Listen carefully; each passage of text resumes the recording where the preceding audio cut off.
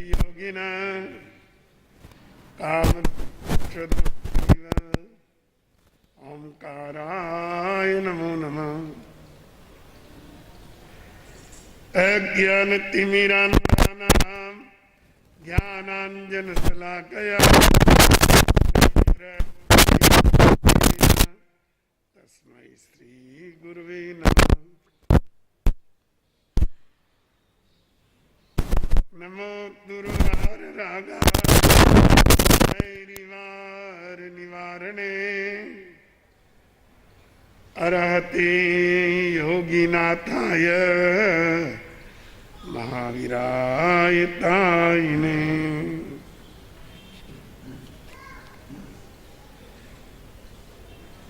प्रिय श्रोताजनों,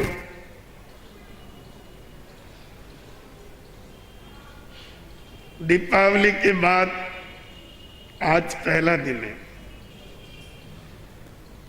वीर संवत का शुभारंभ है। वैसे आज ही नया वर्ष माना जाता है।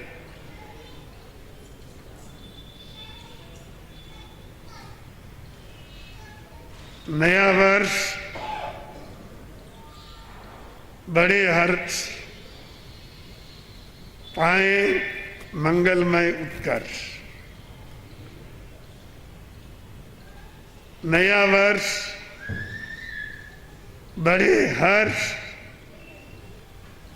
पाए मंगलमय उत्कर्ष। ऐसी मंगल भावना के साथ आप लोगों के प्रति मंगलमय भाव प्रकट करता हूं। प्राणी मात्र का कल्याण हो। सर्वे भवन्तु सुखिनः, सर्वे सन्तु निरामया, सर्वे भद्राणि पश्यन्तु मा कश्चित्। कोई प्राणी कष्ट न पाए, सब निरोग हो, स्वस्थ हो, स्वस्थ चरित्र हो। आप और हम सब मिलकर मंगल कामना करते हैं। आपने कल बहुत रात गए तक लक्ष्मी पूजन किया। मान्यता के अनुसार यह देवगति में ही एक देवी का नाम माना जाता है।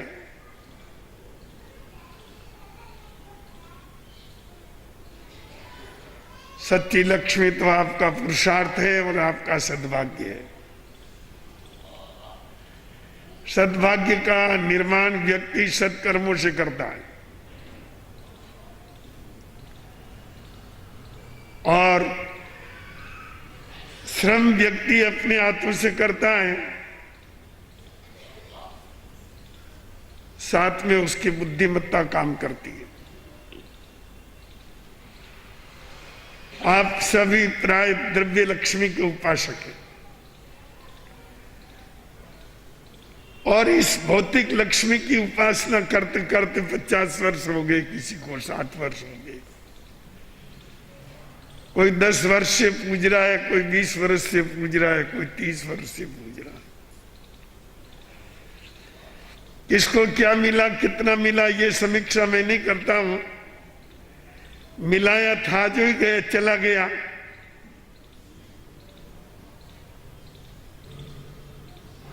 ये तो इसकी तो मैं व्याख्या नहीं कर रहा हूं। मैं तो आपको आज ये एक ऐसा मार्ग बताना चाहता हूं जिसके द्वारा लक्ष्मी आपका पीछा ही न छोड़े। जब उसका त्याग करो तो स्वयं करो, पर वो आपके यहां से जाना नहीं चाहेगी। वो भाव लक्ष्मी,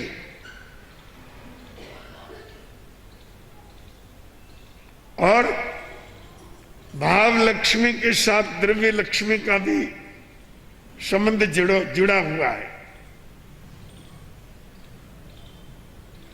ये बात आप एक छोटे से उदाहरण से समझिए। एक बार देवराज इंद्र भ्रमण करने के लिए निकले।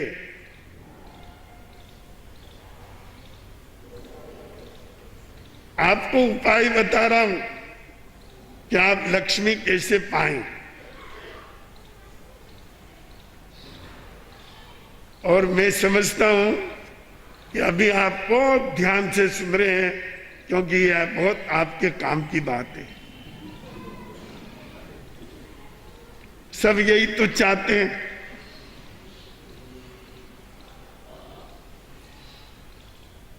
एक उपाय समझ में आया, वो आपके सामने रखता हूं, और वो उपाय सर्वश्रेष्ठ है। देवराज इंद्र ने देखा एक चट्टान पर बहुत सुंदर वस्त्राभूषण से सुसज्जित ऐसी एक अप्सरा विराजमान है।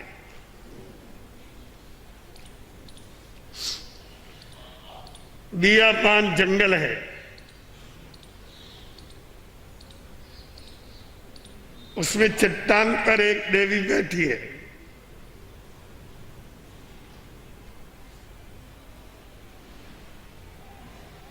देवराज इंद्र भ्रमण करते हुए उधर आए तो आश्चर्य में पड़ गए।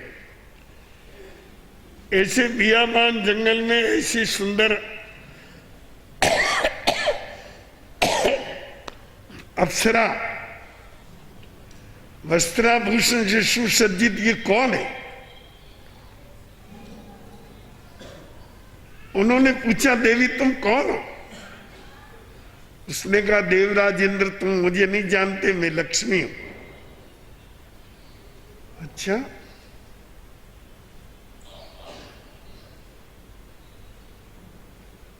तुम लक्ष्मी हो तो यह बियाबान जंगल में क्या कर रही है अकेली?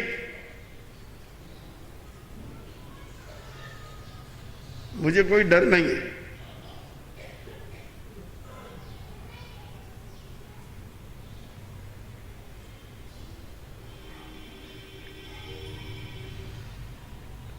तो फिर आपके यहां रहने का कारण तो बताइए, यहां पर क्यों अकेली ठहरी हुई है, कि कहां जाऊं? अरे तुम्हारे लिए तो सब द्वार खुले हैं, दीपक लगा के, आरतियां करके, फूल चढ़ा के तुम्हारा स्वागत करने के लिए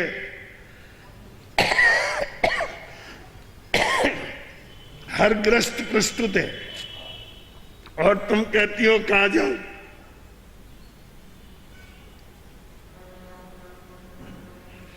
वो तो सब है,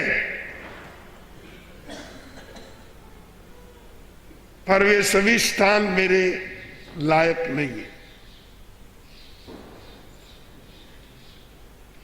मैं मेरे योग्य घर देखूंगी, वहीं जाऊंगी।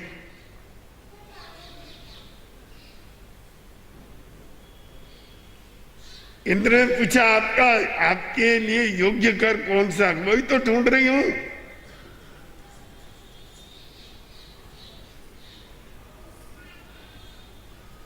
इंद्र ने कहा, थोड़ी जानकारी हमें भी मिले कि आपको कैसा घर चाहिए।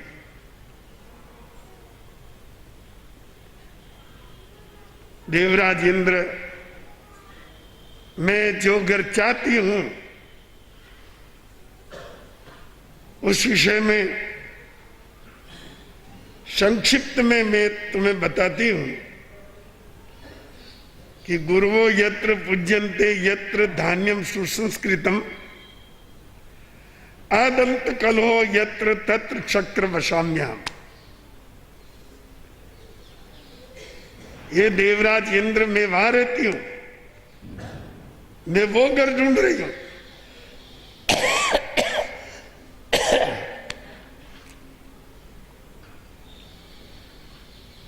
गुरुवो यत्र पूज्यन्ते, जिस घर में गुरुजनों की इज्जत होती है, पूजा होती है, गुरुजनों का मान सम्मान होता है, आध्यात्मिक गुरु वो तो पूज्य हैं, पर अपने परिवार में भी जहां छोटा बड़ों की इज्जत करे, बड़ों को नमन करे, बड़ों की सेवा करे,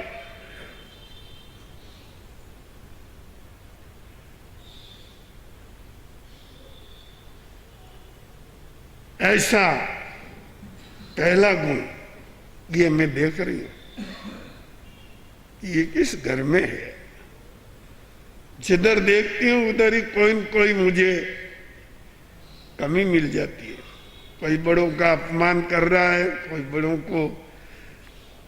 बड़ों की अवहेलना कर रहा है, कोई क्या कर रहा है। ये देखकर मेरा मन फट जाता है, वहां रहने की इच्छा नहीं होती। पहला लक्षण ये है, ये देखती हूं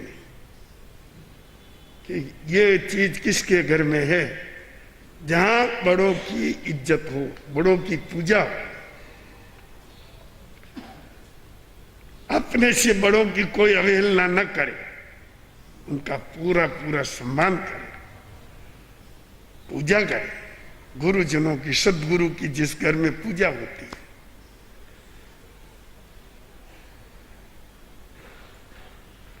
दूसरा, वह घर मेरा पात्र है यत्र धान्यम सुसंस्कृतम, जिस घर में पवित्र भोजन होता है, श्रेष्ठ नैतिकता पूर्वक कमाई हुई रोटी जिस घर में पकती है, वो सुसंस्कृत धान्य है।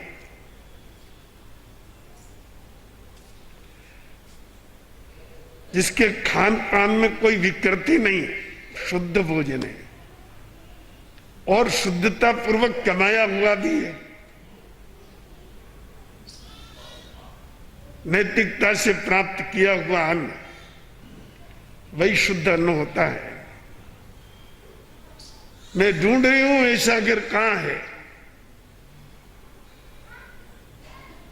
ये मेरे निवास की ये दूसरी योग्यता है और एक तीसरी योग्यता और चाहिए। अदंत कलहो यत्र, जिस घर में कोई दांत कटाकटी ना हो, जिस घर में लड़ाई झगड़े ना हो, जिस घर में भेदभाव ना हो, जिस घर में माथाकूट ना हो, जिस घर के अंदर प्रेम की सरिता बहती है, अमृत की धारा बहती है, जिस घर में एक दूसरे को देख करके आनंद विभोर होते हैं, तत्र शक्रवशाम्यहम्। हे देवराज इंद्र, ये तीन योग्यता जिस घर में होती है,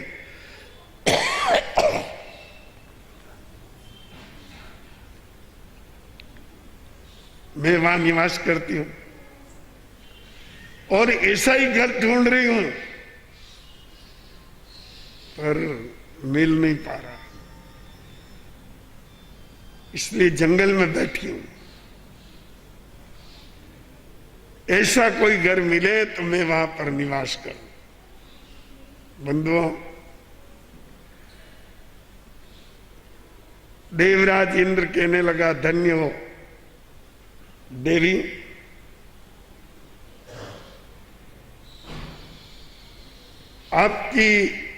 आपके निवास की योग्यता इस तरह का परिवार और इस तरह का घर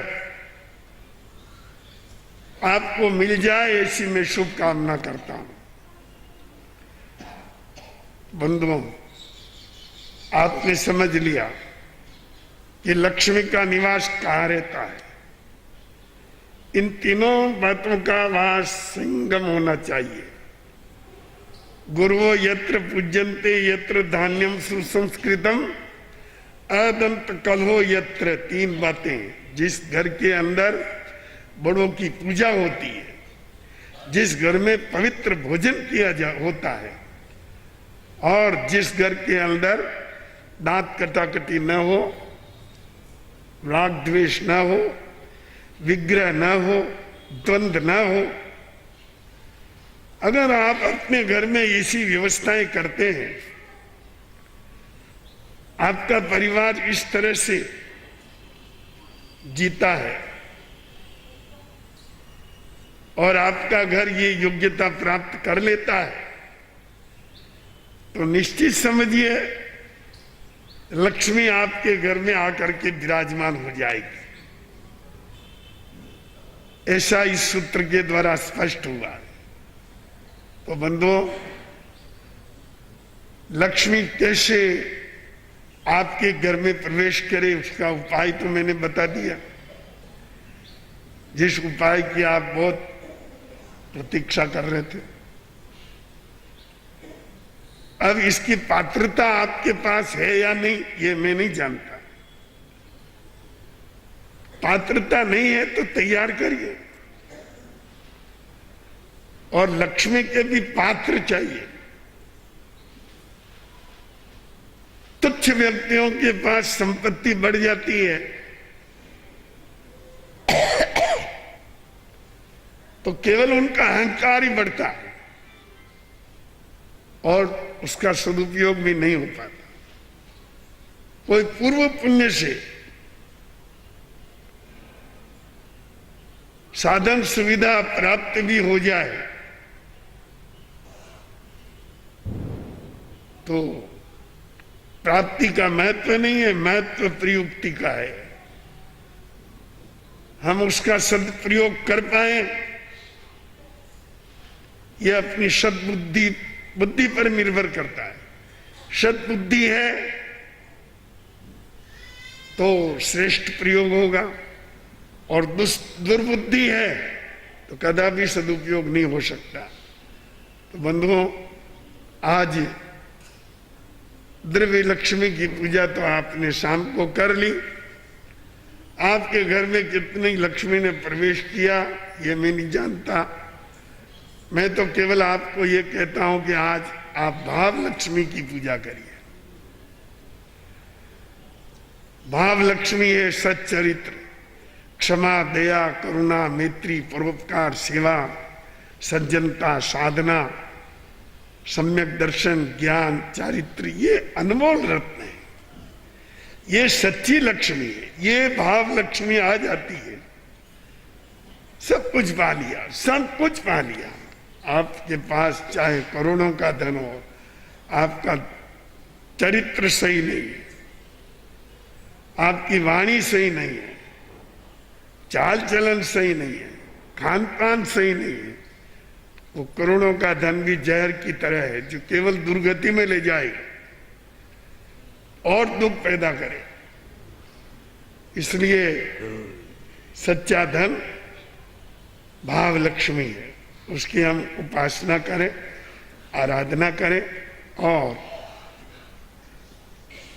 उसको अपने जीवन के अंदर उनको जागृत करें।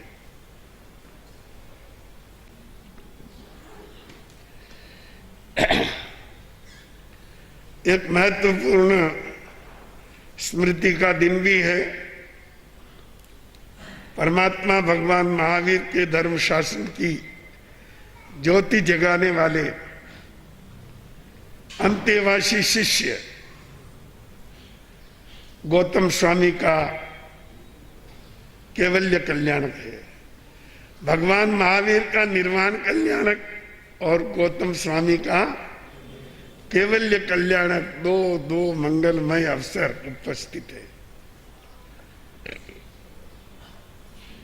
गौतम को जिन नहीं पर जिन सरी का कहा है, मतलब तीर्थंकर नहीं पर तीर्थंकर के समान कहा है।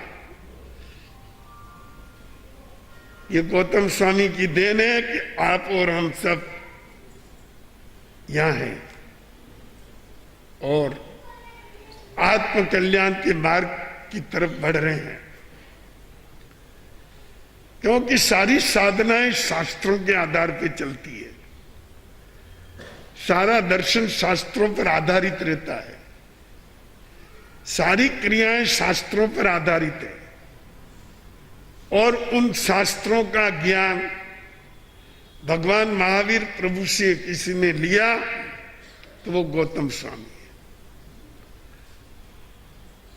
मैं तो ये मानता हूं कि इस दुनिया में गौतम स्वामी जैसे प्रश्न करता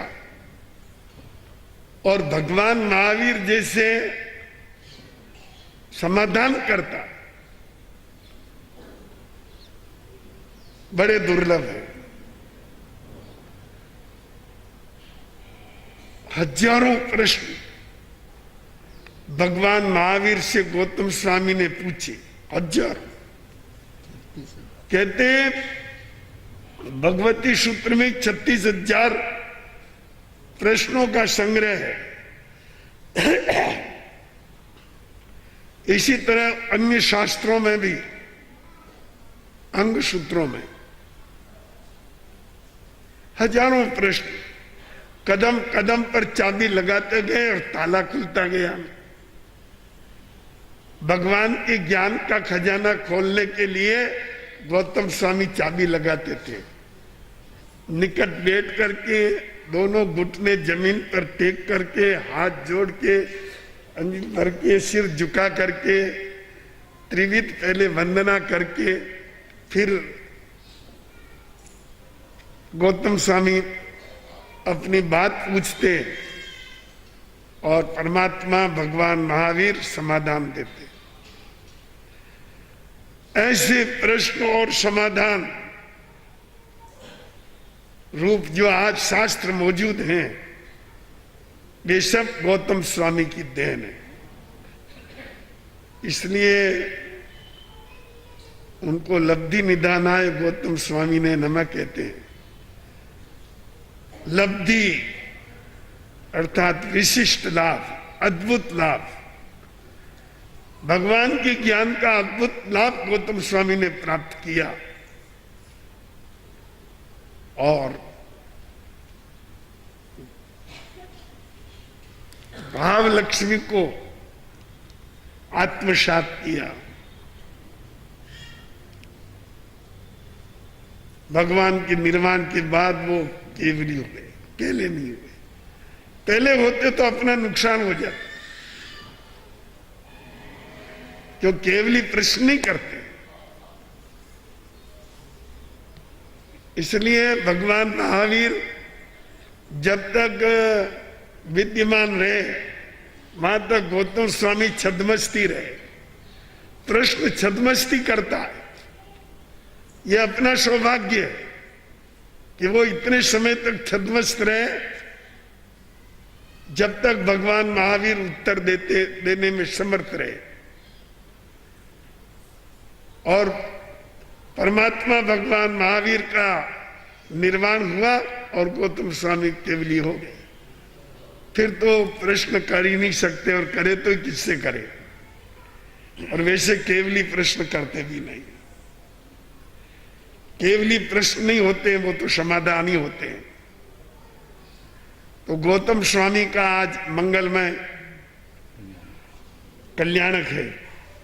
इस मंगलमय कल्याणक पर आपको केवल उनकी लब्धि की कामना ही नहीं करना है, उनको नमन वंदन करके उनके सद्गुणों को भी अपने जीवन में आत्मसात करना चाहिए।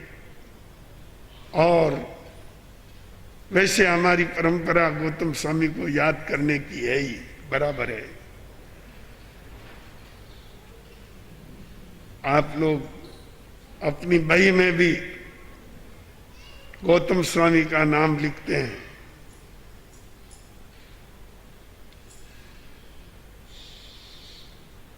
ये भाव लक्ष्मी के अद्भुत प्रदाता गौतम स्वामी की लब्धि हो। लब्धि किसकी? भौतिक धन संपत्ति की नहीं, आत्मविकास की। अपनी आध्यात्मिकता का विकास करें, गौतम स्वामी की तरह ज्ञान की लब्धि प्राप्त करें। ये आज के दिन का विशेष संदेश है, आत्मसात करें। बंधुओं, वर्ष का शुभारंभ वीर निर्माण संवत आज से एक कदम और आगे बढ़ गया और व्यवसायी व्यापारियों के लिए भी आज का नया वर्ष ही मान्य है। नए वर्ष में नई भावनाओं के साथ नया जीवन जीने की प्रतिज्ञा करें, निर्णय लें कि आज के बाद अपने जीवन में झूठ, चोरी, मैथुन, परिग्रह, क्रोध, ईर्ष्या, द्वेष आदि बुराइयों का प्रवेश न कर पाए और अधिक से अधिक हम इनसे बच के चलें और अपने चरित्र का उन्नत करें। तो नया वर्ष, नया हर्ष पाए, मंगलमय उत्कर्ष प्राप्त करें, जीवन में हम आगे बढ़े, उन्नत हो, पर सद्गुणों के साथ। हम भौतिकता के बिल्कुल विरोधी नहीं है, हम आपके धन के विरोधी नहीं है, संपत्ति और वैभव के विरोधी नहीं है। आप सुख, शांति और सुविधा पूर्वक जिए, इस पर हमें कोई इतराज नहीं है, धर्म को इतराज नहीं है। धर्म गरीबी में विश्वास नहीं करता,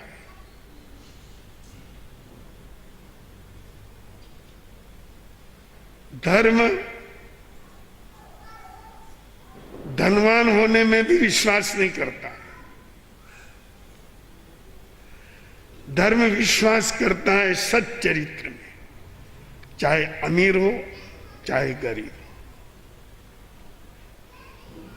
ये धर्म का द्वार सबके लिए खुला है, क्या अमीर क्या गरीब, सब ज्ञानवान बन के जिए, दयालु और कृपावान बन के जिए, सेवापरायण बन के जिए, सच्चे और अच्छे बन करके जिए। धर्म को यही मंजूर है। यही भाव लक्ष्मी है जिसे अपने जीवन के अंदर आत्मसात करने का प्रयास करिए। ये जो आनंद सादगी में है वो प्रदर्शन में नहीं है, और प्रदर्शन के द्वारा अपनी लक्ष्मी का जो आप दुरुपयोग कर रहे हैं, ये लक्ष्मी का अपमान है।